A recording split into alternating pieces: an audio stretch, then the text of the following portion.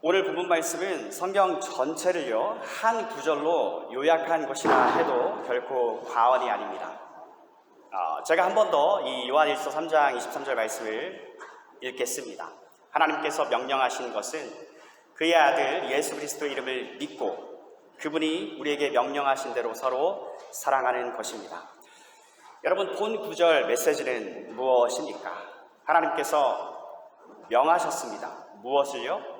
하나님의 아들 예수 그리스도를 믿으라고, 그리고 믿는 사람들 간에 서로 사랑하라고 말입니다. 여러분, 하나님이 명령하셨습니다. 이러면 좋겠다라는 제안 내지 충고가 아니라 명령입니다. 하나님의 첫 번째 명령은 본문 안에서 하나님의 아들 메시아 예수님을 믿어라입니다. 그분의 이름은 Jesus, 예수십니다. 참고로 여러분, 하나님의 명령을 일컫는 말이 바로 계명이라는 단어입니다. 그래서 본문 하반절 두 번째 계명은 서로 사랑하라입니다. 믿어라, 사랑하라. 믿음과 사랑. 그래서 오늘 주제는요, 형제사랑, 서로 사랑인데요, 형제 간의 서로 사랑입니다. 오늘 우리는 그러면 누가 형제인가, 바로 이 문제에 대해서 함께 답해보는 시간을 가지기 원합니다. 크게 세 가지입니다. 그것들은 각각 믿는 자가 형제입니다. 아버지가 같아야 형제입니다. 영원히 지속되는 하나님 가족 구성원 이 안에 있어야 형제입니다. 여러분, 첫 번째 포인트, 믿는 자가 형제입니다.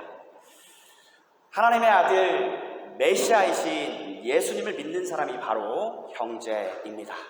본문 하반절을 다시 읽습니다. 그분이 우리에게 명령하신 대로 서로 사랑하는 것입니다. 여러분, 여기서 그분은 누구십니까? 같은 구절을 세 번역으로 읽습니다.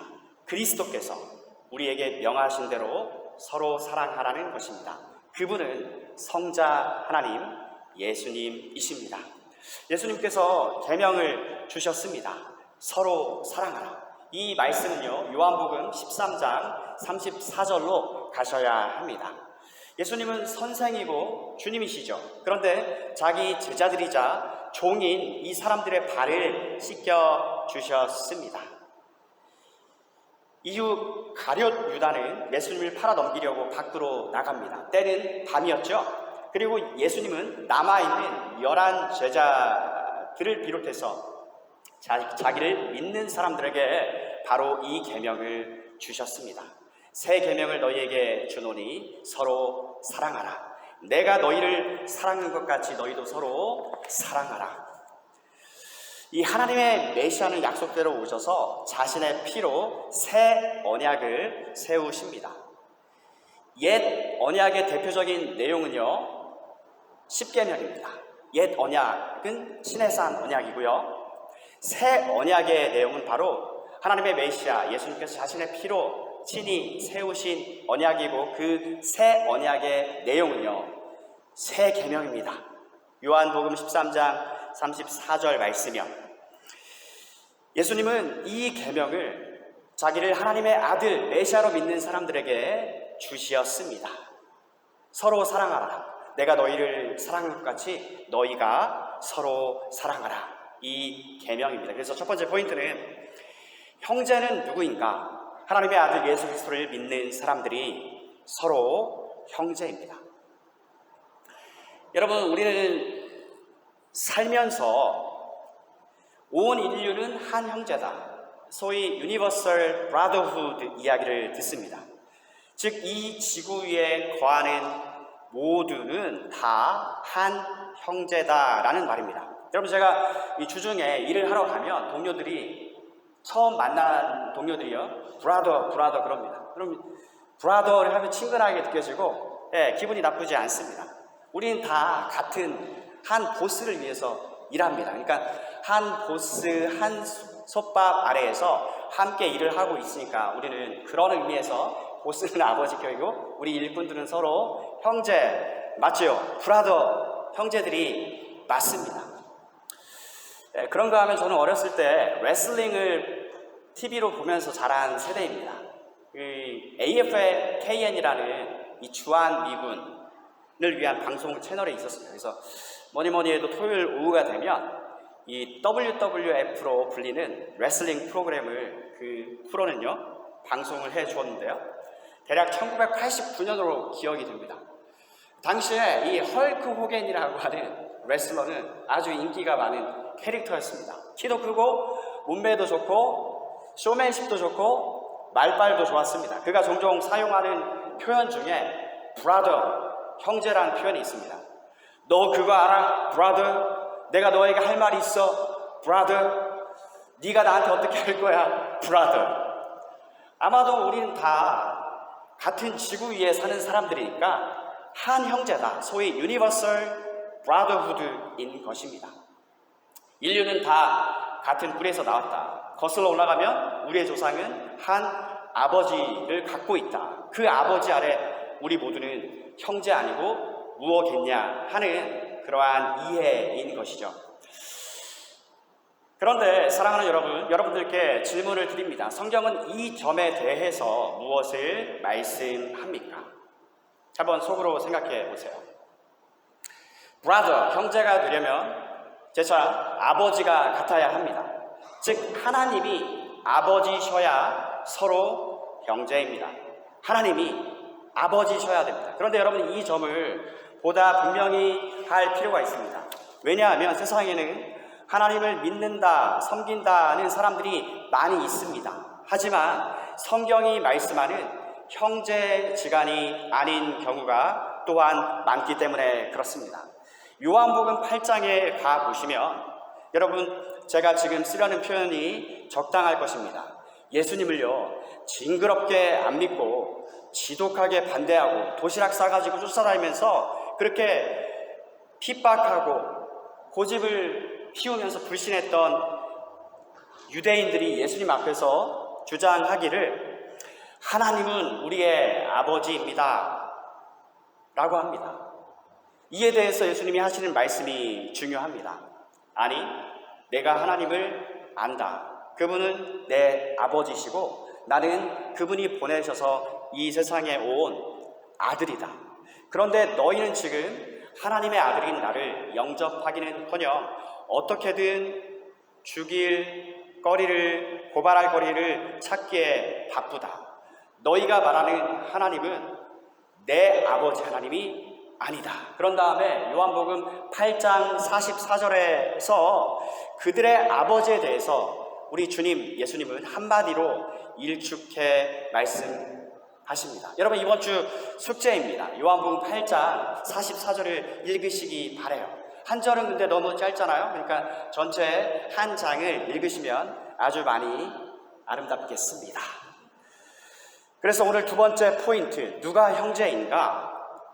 예수님의 아버지와 같은 하나님, 그 하나님을 아버지로 가진 사람이 형제입니다. 주님 안에서, 그리스도 안에서 사랑하는 여러분, 하나님이 우리 아버지이고요. 하나님의 아들 예수님이 우리의 큰형, 맏형이 되셨습니다. 예수님은 우리에게서 형제라 일컬음 받으시기를 결코 부끄러워하지 않으셨다라고 하는 말씀이 히브리서에 아주 잘 나와 있죠. 그렇다면 어떻게 하면 이 관계 속으로, 이 교제 속으로 들어올 수 있는가인데요. 제차 첫 번째 포인트인 믿음으로써입니다. 본문 상반절 말씀, 하나님의 아들 메시아 예수님을 믿음으로써 이 관계 속으로 들어오실 수 있습니다. 여러분 제가 계속 반복해드리는 말씀인데요. 사람이 예수님을 믿으면요 그분과 연합이 됩니다. 그리스도와 연합이 되어서 그리스도 예수님께 속한 모든 것이 곧 나의 것, 신자의 것이 됩니다. 여러분 성경에서 아들은 상속자의 의미를 가지는 것이에요. 그래서 하나님의 아들이 된다는 것은 아버지 하나님께 속한 모든 것을 상속받는다 이 뜻입니다. 그래서 성경은 그리스도를 믿는 신자를 가리켜서 그리스도와 함께한 상속자, 그리스도와 함께 공동 상속자, 영어로는 co-heir with Christ라고 말씀합니다. 여러분, 하나님이 아버지셔야 우리 서로 간의 형제입니다. 이것이 두 번째 포인트였고요. 이어지는 포인트, 성경이 말씀하는 형제의 특징은 무엇이냐? 형제는 영원히 지속되는 가족관계 안에 있는 사람입니다. 이 사람들이 서로 형제입니다. 여러분, 하나님은 영원하십니다. 마찬가지로 그분의 아들들 된 사람, 예수 그리스도를 믿는 신자들, 하나님의 가족 구성원이 되었죠. 이 사람들은 영원토록 영원히 서로 간의 형제입니다. 고린도전서 12장 13절 말씀에 우리가, 즉 예수 그리스도를 믿은 우리가 유대인이나 유대인 아닌 사람이나 종이나 자유인이나 할 것 없이 다 한 성령으로 세례를 받아 한 몸이 되었고 또 다 한 성령을 마시게 하셨느냐. 한 하나님 아버지, 한 성령님, 한 분 주님, 그분의 몸의 일부 지체가 되었다는 말씀입니다. 그래서 사람이 그리스도를 믿음으로써 그리스도 몸의 일부가, 즉 지체가 되면 이 연합은 영구적인 것이 됩니다. 이렇듯 신자는 그리스도 몸의 한 부분을 이루고 있는 사람들입니다. 그리고 그 몸의 머리는 예수 그리스도시고요. 신자는 모두 신랑이신 예수 그리스도와 결혼한 신부입니다. 결혼한, 즉 그분께 연합되어 있습니다. 여러분, 이 로마서 6장 7장을 보시면 이 신랑이 죽었을 때에 이 결혼 관계는 종료됩니다. 그런데 우리의 새 신랑 예수 그리스도는 죽으셨다가 다시 살아나셨습니다. 그리고 이 새 신랑은 결코 죽지 않습니다. 그래서 이 연합 관계는 영원히 영구적으로 지속이 됩니다. 사랑하는 여러분, 오늘날 이 평균 수명 추이를 토대로 해서 소위 기대 수명이라는 것을 산출한 게 있는데요. 작년도 22년도를 기준해서 보니까 그 기대 수명이 83.5세인 것입니다. 이걸 좀 더 길게 잡아서 90세를 기대 수명이라고 한번 보실까요? 이 피는 분명 물보다 진하지만 그 기간은 90년을 채 못 넘습니다. 하지만 성령으로 연합된 하나님 가족 식구는 그 90년을 훌쩍 뛰어넘습니다. 90년 혹은 넉넉 잡아 100년. 물론 우리 부모님은 우리가 100세 되었을 때에는 돌아가셨을 확률이 높지요. 그렇게 되면 70년 정도가 지속되어지는 피로 맺어진 혈육 가족관계입니다. 그리고 이후에는 확실히 보장이 되지 않는 관계이기도 하고요. 그러나 성령으로 맺어진 믿음으로 그리스도 안에 함께 있게 되면 이 관계는 영원히 보장되고 지속되는 관계라는 것입니다. 그래서 성경이 말씀하는 하나님 가족은요, 이 땅에서 교제하는 동안은 물론, 즉 죽고 난 다음에도 영구적으로 이어지는 영원한 관계입니다. 하나님이 영원히 존재하시기 때문에 그분과 맺어진 관계 동안 영원히 존속됩니다. 이것이 바로 사랑하는 여러분, 성경이 말하는 형제 관계 속에 있는 사람들의 특징입니다. 그런즉 누구든지 그리스도 예수 안에 있으면 새로운 피조물이라, 이전 것은 싹 다 지나갔다. 보라, 이것만 유효한 것이고 영구한 것인데 즉 새 것이 되었다. 고린도후서 5장 17절 말씀입니다. 그러니 사랑하는 여러분, 하나님의 명을 따라 하나님의 아들 메시아이신 주 예수님을 믿는 신자인 우리가 서로에 대해서 어떠한 존재들입니까? 영원한 가족이고요, 영원한 형제입니다. 여러분, 영원한의 뜻이 뭐예요? 영원한이죠. forever의 뜻이 뭡니까? forever입니다. 그러므로 하나님 아버지께서 말씀하십니다. 자녀들아, 너희가 서로 사랑하여라. 성자 하나님께서 명하십니다. 내가 너희를 사랑한 것 같이 너희도 서로 사랑하여라. 여러분, 주님이 우리를 어떻게 사랑하셨습니까? 하늘 영광을 버리셨습니다. 창조주께서 피조물이 되셨습니다. 스승이고 주인님께서 제자들의 발을 씻겨 주셨습니다. 십자가에 죽기까지 아버지께 복종하셨습니다. 우리를 친구로 여겨주셨습니다. 친구 사이에는 비밀이 없습니다. 예수님이 아버지께로서 받아온 명, 미션, 계획, 그 뜻을 하나도 감춤 없이 자기 사람들에게, 제자들에게는 다 공유하신 우리를 친구로 받아주셨습니다. 그뿐 아니라 자기의 하나뿐인 목숨도 기꺼이 우리를 위해서 주셨습니다. 우리를 죄에서 구원하시기 위해서 영원히 이 가족관계 안으로 자기의 형제로 삼으시려고 말입니다. 바로 이 사랑으로 한 식구들아, 형제들아, 너희가 서로 사랑하라. 오늘 성경 말씀은 우리에게 명하십니다.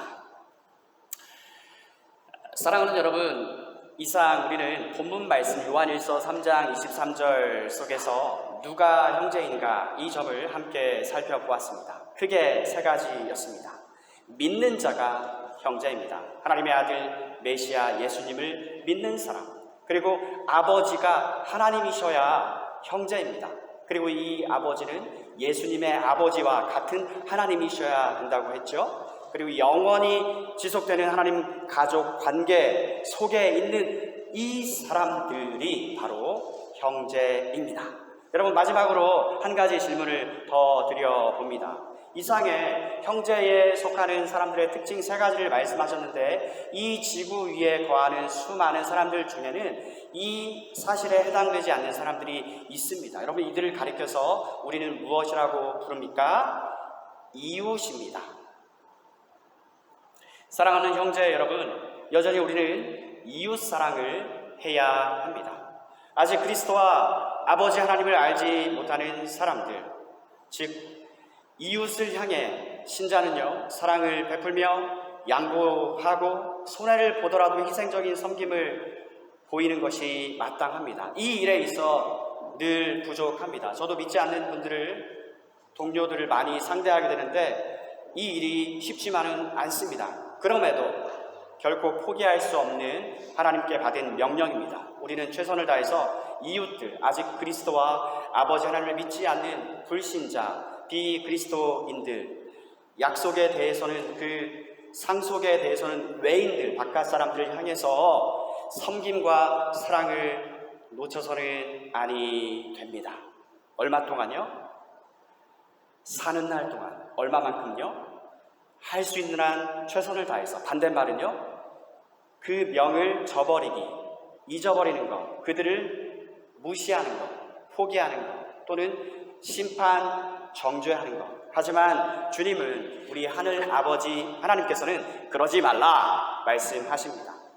이웃에 대한 사랑, 내 몸을 사랑하는 것처럼 사랑하라고 하시는 주님의 계명은 여전히 유효합니다. 그러니까 우리 그리스도 신자들은 천사 사랑 외에는 할 수 없는 존재들이 되었습니다.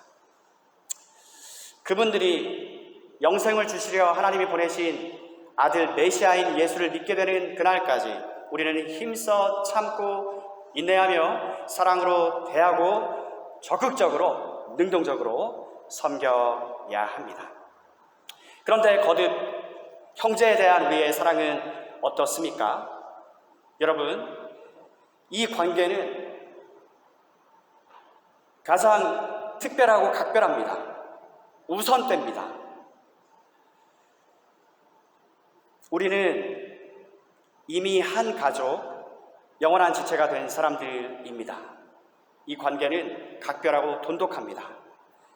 그럼에도 여전히 이웃사랑의 명을 포기하지 않고 우리는 그렇게 걸어가는 사람들입니다. 말씀을 정리합니다.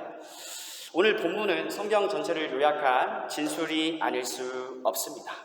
하나님이 보내주신 아들 예수님을 믿어 우리는 서로 형제가 되었습니다. 거듭 새 계명입니다. 새 계명을 너희에게 주노니 서로 사랑하라. 내가 너희를 사랑한 것 같이 너희도 서로 사랑하라. 주님은 지극히 큰 사랑과 자비를 여러분과 제게 나타내 보여주셨습니다. 너희가 서로 사랑하면 세상이, 즉 이웃들이 너희가 내 제자인 줄 알게 되리라. 그러기에 그리스도 안에서 함께 형제된 저와 여러분, 우리 서로 더욱 뜨겁게 사랑하십시다. 그리고 아직 세상 왕국에 속해 있는 이웃들을 향한 우리의 사랑을 놓지 맙시다. 그분들도 우리의 복음 전파와 사랑과 섬김과 인내를 통해서 우리가 속해 있는 이 익스클루시브한 결코 해체 불가능한 관계 속으로 들어오게 되기를 공통 목표로 삼아 힘을 쏟기 원합니다. 이렇듯 새해 첫날 우리는 형제 사랑이라는 제목으로 함께 말씀을 받으시었습니다. 우리가 계속해서 이 주제를 묵상하며 나아갈 때, 그럴 때마다 주님께서 우리에게 지혜 주시고 더 깊은 깨달음을 주시기를 우리 주 예수님의 이름으로 축복합니다. 말씀을 마칩니다.